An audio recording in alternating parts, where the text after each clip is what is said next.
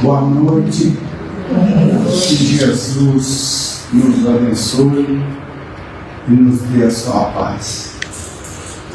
Que possamos nos envolver nesses ensinamentos desta noite, com muito amor, muito carinho e com um desejo enorme de fazer com que a Terra, nosso planeta azul, nossa mãe Terra, melhore cada vez mais. Hoje, conforme está anunciado, é o capítulo 8, Bem-aventurados que têm pouco coração. E nós teremos, então, pecados por pensamentos e adultério. Será que pensar no mal ou coisas erradas, que pensar no bem a gente sabe que é bom, né? Mas pensar as coisas que não são muito boas é pecado? Vamos ver? Pecado por pensamentos. Quem falou foi o nosso Mestre e Senhor.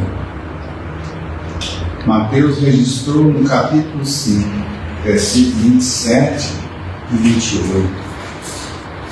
Ele disse: aprendestes o que foi dito, não cometereis adultério. Eu, porém, vos digo que aquele que houver olhado uma mulher com mau desejo, já em seu coração cometeu adultério com ela. Mas adultério, será que é só o marido quando trai a esposa? Ou a esposa trai o marido? Será que é só isso? Não. É mais complexo. E nós vamos ver por quê. E a palavra é mais expressiva.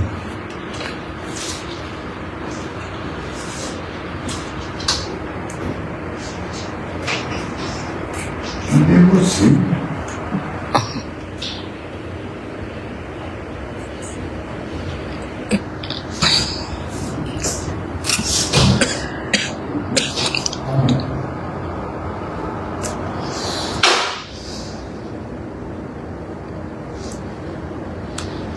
Pronto, moça.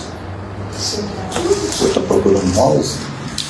Nós não queremos obedecer. Me dou um jeito. Eu quero botar aqui, nessa palavra. Mais um. Oh, eu vou te dar uma palavra. Obrigado. Essa palavra adultério não deve ser entendida, já disse Kardec. Desde 1877, ele tem falado para nós. A gente pode contar os anos aí, né? Não deve ser entendida no sentido exclusivo, ou seja, da traição do marido ou traição da esposa. Não deve ser entendido no seu sentido exclusivo, porém, no sentido geral. Jesus costumava empregá-la para designar não só toda ação má, já está ampliando o seu sentido, mas todo e qualquer pensamento mau. Olha só. A coisa está complicando para o nosso lado, não está? Nós então vamos descobrindo aí. Lá em Marcos, no capítulo 8, versículo 38, Jesus disse e Marcos escreveu: Porquanto se alguém se envergonhar de mim e das minhas palavras, dentre esta raça adúltera e pecadora, o Filho do Homem também se envergonhará dele, quando vier acompanhado dos santos anjos na glória de seu Pai. Mas, aqui, como é que eu vou considerar? Tem que ter pureza. Mas como é que eu vou ter pureza? A pureza verdadeira não está somente nos atos. Ela também está nos nossos pensamentos. Aquele que tem o coração puro, nem sequer pensa no mal. É pouca gente, né, aqui na Terra, por enquanto, né? Que tem esse coraçãozinho puro, não é verdade? É um planeta de provas e expiações e a gente anda a braços com os erros. Nossos erros ressurgem lá do passado distante, quando nós cometemos, e eles transformaram-se em hábitos. Hábitos que nós trouxemos nesta reencarnação. E a gente diz, isso é normal, pensar assim é normal, fazer assim é normal. Normal não. É hábito mesmo. Porque normal vem de norma.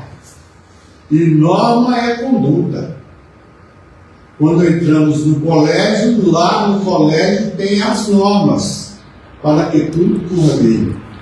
Qualquer local em que nós estivermos tem normas a obedecer para que tudo corra. Então não é normal. E nós temos esse hábito de dizer que é normal.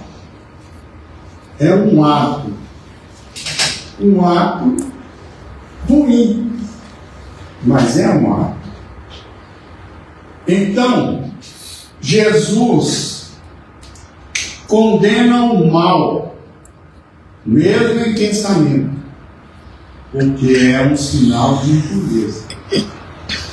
Por falar em impureza, será que os espíritos podem conhecer os nossos mais secretos pensamentos? O que vocês acham? Sim. Podem.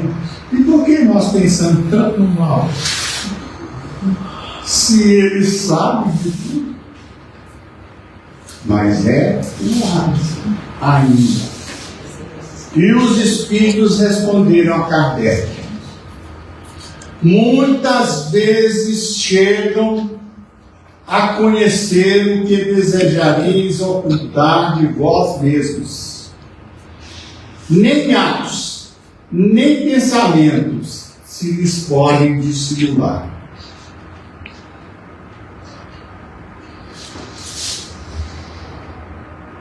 Lá em Hebreus, no capítulo 12, versículo 1,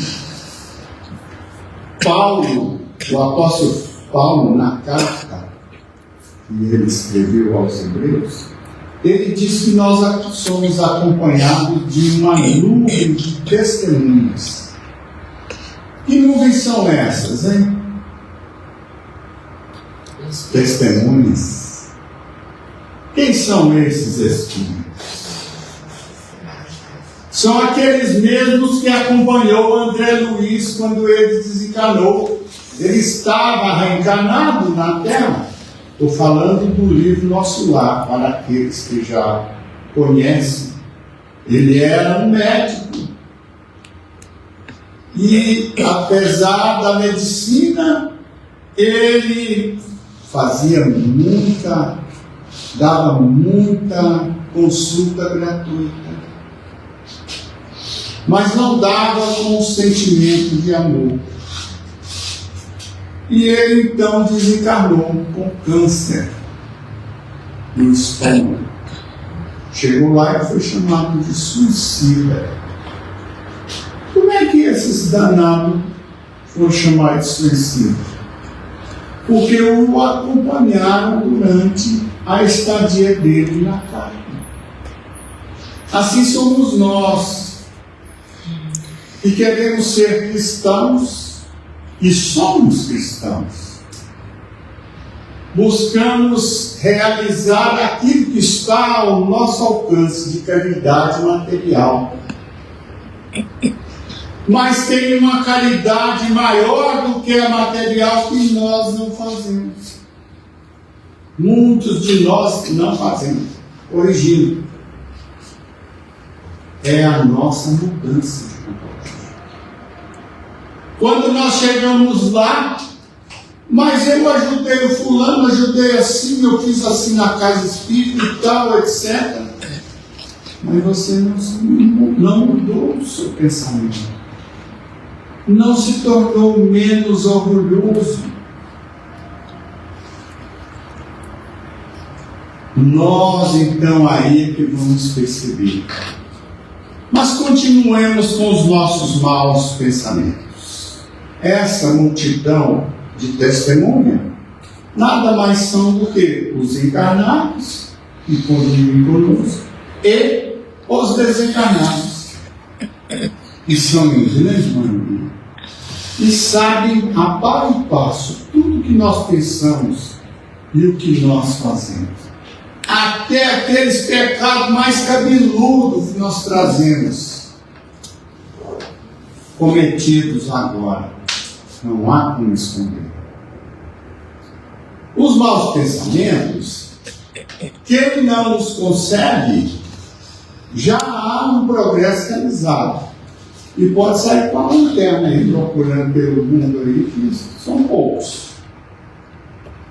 Todos nós passamos por provas, por desafios que muitas vezes nós erramos no pensamento. Mas isso é natural, faz parte da nossa evolução. O que não pode é nós fazermos como o sujeito faz tudo. Aquele que concebe, mas repele,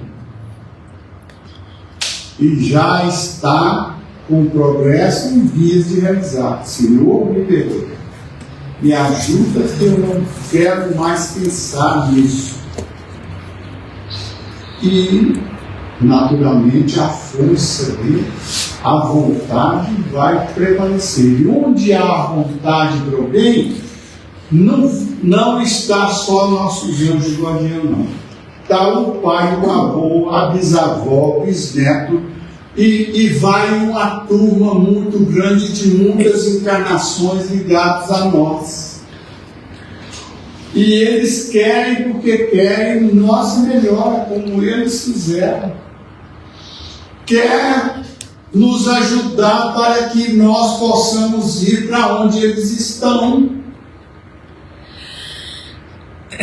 E é hora então a gente dar esse ouvido, atender esse chamamento e essa mudança. Né? Tem aqueles também que se comprazem. Esse aí então é aquele elemento que sente prazer no pensamento ruim, no pensamento mau. O mal ainda existe na plenitude das suas forças. Agora, quando eu penso, mesmo que eu retiro, quando eu penso e eu ainda dou vazão a esses pensamentos, isso é pecado, gente? Obrigado pelo silêncio. Vocês estão me ajudando demais. Todo pensamento mau resulta na imperfeição da alma. Lógico que é aí que está a questão toda. Precisamos fazer a mudança. Não é verdade? Mesmo que não chegue a praticá-lo, ele constitui infração à lei de Deus, gente. Gente, vocês imaginam isso? Porque quando pensamos mal, os tipos de espíritos que estão do nosso lado? São anjos? Não. São familiares que nós amamos muito? Não. Às vezes dá, mas não pode ajudar, né? Estão sempre por perto. Mas na verdade são aqueles espíritos que aproveitam essas energias desses pensamentos maus para poder sugar essas energias para eles continuar trabalhando, fazendo o que eles gostam de fazer. E nós somos aqueles elementos que eles precisam. Por isso eles nos causam transtorno. Parece de propósito, mas não é. Aí atrás tem uma bondade divina que nos leva a reconhecer que esses espíritos que nos querem que continuemos pensando no mal, esses espíritos estão servindo para nós de professores a partir do momento em que nós tomamos consciência. Vocês estão entendendo? Eu tenho até que hora, minha filha, até 9. Mas só, você não me avisou? Então eu tenho que correr com um negócio aqui, minha filha. Tá bom, vamos lá. Constitui infração. Se é uma infração, é uma dívida nossa, que nós temos. Os espíritos veem tudo que fazemos? Sim, claro, basta ele querer, né? É como nós. Nós, às vezes, o marido está dentro de casa, a mulher está falando com ele, está assistindo o Jornal Nacional, os meninos estão gritando de um lado, a mulher chamando ele ali para conversar com ele, e ele está ligado no Jornal Nacional. Tem alguém aqui assim? Tem não, né? É tudo santinho. Igual eu em casa. Então, a atenção do espírito voltada para aquilo, ele vê tudo. Vê muitas das vezes, até dependendo da capacidade do espírito, ele vê até reencarnações pregressas nossas, mais de uma reencarnação nossa, que sabe muito bem os pontos fracos nossos. E ali ele vai lá no nosso calcanhar de Aquiles. E vai e morde lá no nosso calcanhar e a gente fica danado. E aí ele pensa, quando não o pensamento transforma em ação. Né? É outra coisa ainda mais grave. Né? Eles vêm, podem ver, porque constantemente vos odeiam. Como que os espíritos veem o nosso pensamento? Está lá em Gênesis, no capítulo 14. Nós, ao pensar, criamos imagens. E ela fica gravada no nosso perispírito. E eles veem lá, ali está um traço que eu quero. E começam a agir em torno de nós. Quando nós tomamos consciência, imediatamente pensar natural, por enquanto, mas a gente reagir com uma oração e mudança de comportamento. Mesmo aquele que pensa em cometer um mau ato e só não o pratica por falta de ocasião, é tão culpado como se cometesse. Que efeito exerce sobre nós desejar o mal a alguém? A nossa responsabilidade é muito grande. Onde Deus mora, hein? Onde é a morada de Deus? Hã? Em nós próprios. Quem falou isso aí? Que maravilha! Menina, tira essa máscara, você tem medo da Covid? Então continua com a máscara, mas continua firme aí. É isso mesmo, Deus mora, está em tudo E em todos. Está ou não está? Estou mentindo? Não. Se tiver mentido, pergunta ao irmão Álvaro para a gente ver.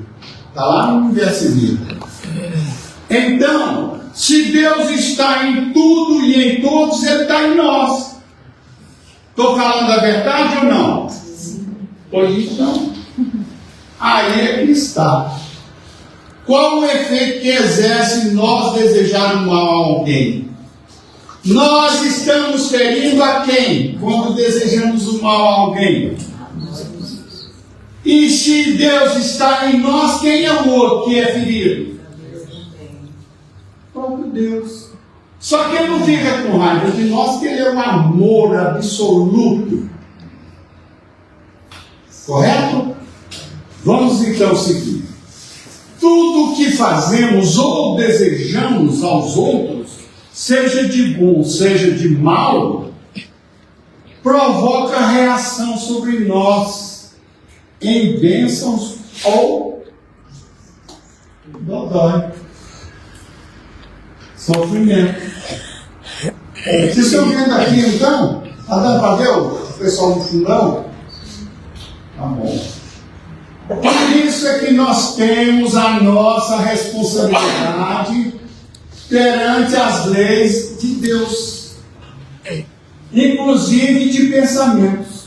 Que lei é essa que governa os nossos pensamentos? É uma lei natural, chamada lei de causa e efeito. Lei de ação e tem até um livro do André Luiz, que é maravilhoso também, para a gente ler, sobre, porque às vezes a gente vê uma pessoa sofrendo, uma pessoa tranquila, serena, mas só sofrimento. Como é que pode Deus deixar um sujeito desse nesse sofrimento?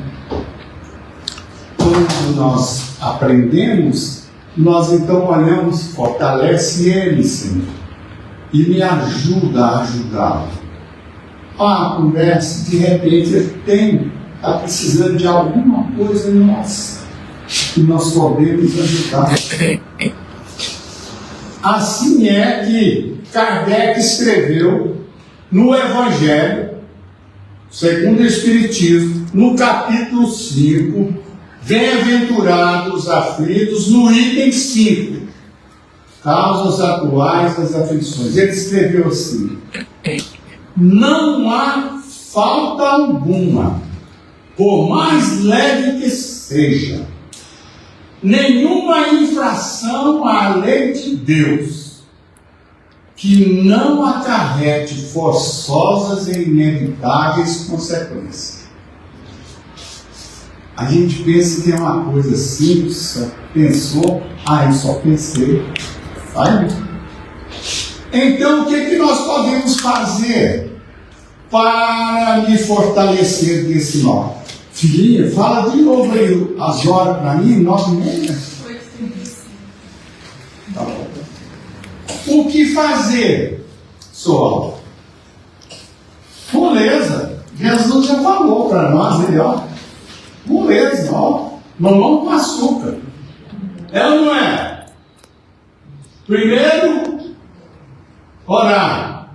Depois, vigiar sempre. Orar. Senhor, me ajuda a ter paciência hoje no meu trabalho. E daí a pouco ele chega lá no trabalho e dá uma confusão danada lá e ele perde a paciência. Mas, Senhor, eu pedi para o Senhor me dar paciência hoje. Como é que eu vou ter paciência se eu não exercitar ela? A gente pede paciência, sai para a rua, o sujeito fecha a gente no trânsito. É ali a lição. Deus permitiu que ele desse essa fechada. Você vai com Deus, seu filho, de uma boa mãe brasileira. Não é assim? Aos poucos nós vamos aprendendo. Pedir paciência é pedir também os desafios, porque ninguém aprende se não tiver os exercícios. Não é verdade? Então, orar e vigiar, vamos em frente. Não basta somente abster-se de praticar o mal. Não basta. Praticar, né, gente? Praticar. A mão. É necessário destruir em si tudo que leva a praticá-lo. São os atos do passado. São os hábitos que nós trazemos. O André Luiz fala que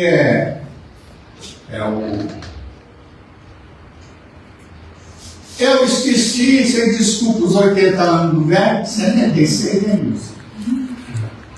Daqui a pouco eu vou lembrar, tá bom? Mas a oração e a vigilância são poderosos auxiliares para se manter o coração livre das influências do mal. Primeiro passo para nos defendermos dos maus pensamentos, para não atrairmos espíritos que não desejam a nossa mudança e felicidade, e tem muitos, viu, gente? É desfazermos das ideias negativas que nós trazemos do passado. Lembrei da palavra, reflexos condicionados. É o medo criado do passado. Ele chama de reflexo. Ele vem e você some. Porque se tem pessoas que você vai falar com ele, falar a verdade para ele, ele fica irritado e solta os cachorros em cima da gente. Quantos e quantos tem? Dentro de casa. É ou não é verdade? Filho, marido, esposa. A pessoa não quer aceitar. Reflexo condicional do passado. E ele, com orgulho muito alto, não permite. É hora de nós, então, baixarmos a guarda, silenciar e começar a mudar. Eu falei que é desfazermos das ideias negativas. Por exemplo, minha filha, você está dando conta de ler aí? Eu estou secando a boca, viu? Não consigo. Não posso. Não sou capaz. Não aguento. Tem uns que acrescentam até o mais aí. Não aguento mais essa situação. Eu não tenho força, não suporto. Esse é positivo, não é? Eu sabia que não ia dar certo. Tudo de ruim me acontece. Tenho medo de não conseguir. Medo, gente. Medo de mudar. Medo de enfrentar a nós mesmos. Os erros, cabeludo, aquele que a gente esconde até dos espíritos, tenta esconder. Não tenhamos medo de mudar. Essa mudança vai nos trazer um benefício de apaziguar nossa alma e afastar as doenças. Ninguém me quer bem, ninguém presta. Não é bom, minha filha? Obrigado.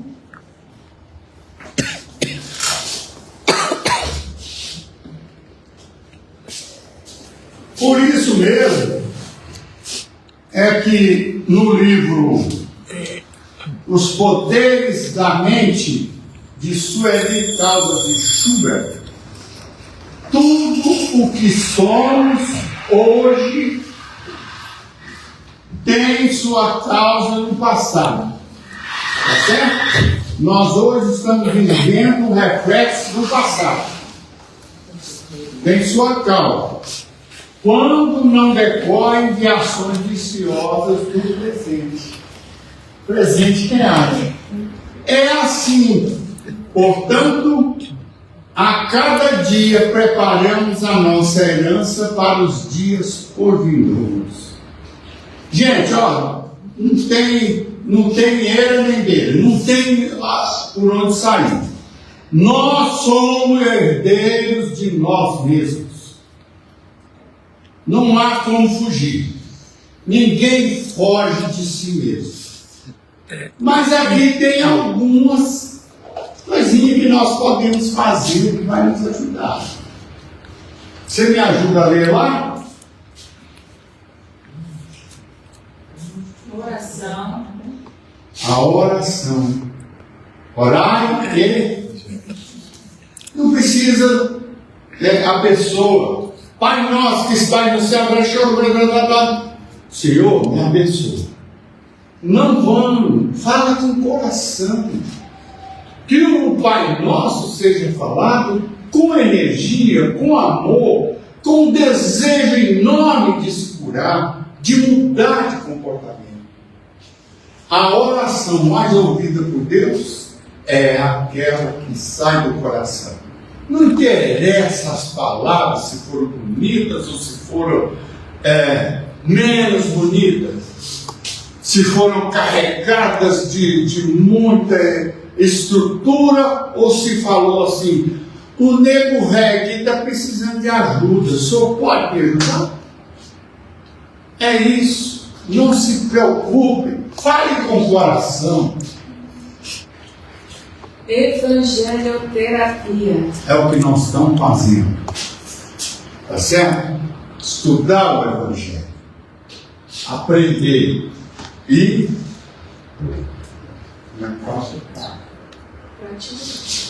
não, evangelioterapia. Essa é a chave. Sair daqui com o desejo da mudança.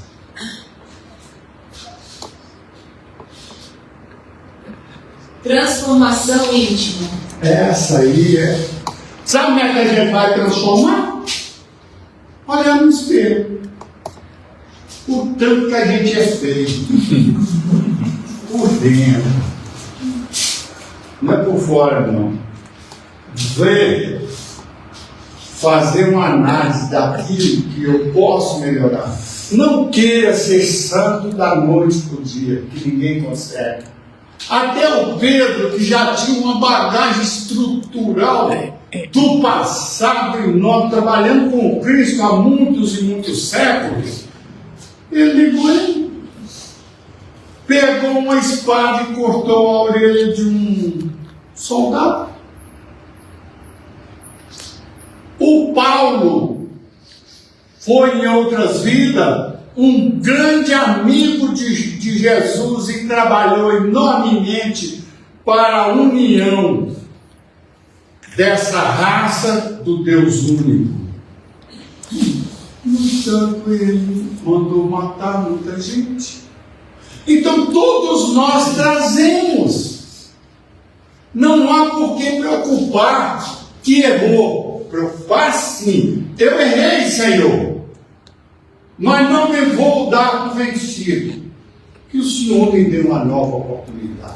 E segue a vida na certeza de que vai ter essa nova oportunidade de corrigir. Vamos lá, filho? Você está demorando demais. Vigilância dos pensamentos, sentimentos e vontade. Bom, isso aí nós falamos o tempo todo aqui, né? Vamos para o próximo. Trabalho no bem.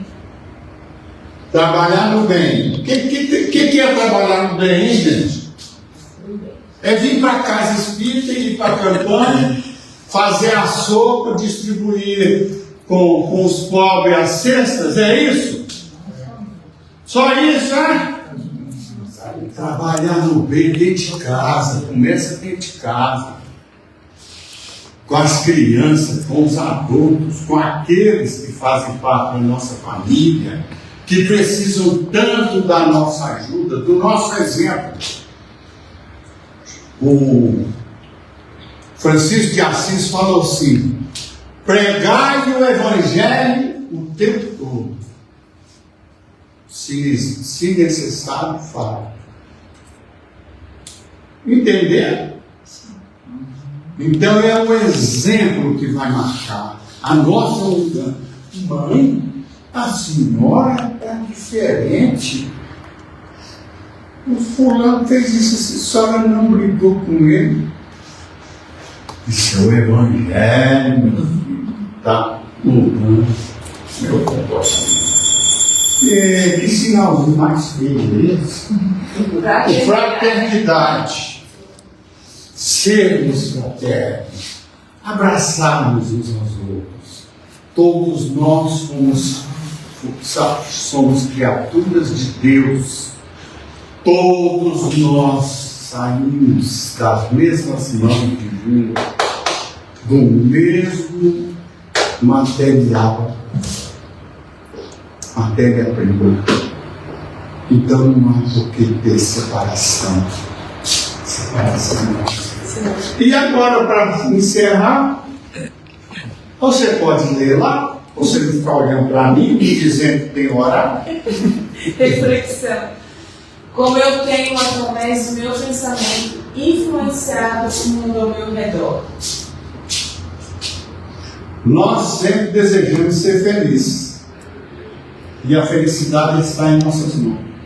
Basta mudarmos os nossos pensamentos, que tudo ao nosso redor também muda.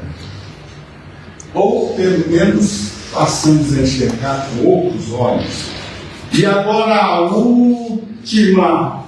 última mensagem que eu deixo para vocês aqui agora, com um abraço caloroso meu. Essa frase é importantíssima, que vocês já estão cansados. Uai! Empurrar. Tá bom, zerou. Uma frase que ficou presa. Sabe qual que era? Eu vou contar para vocês. 3 letras. F-I-M.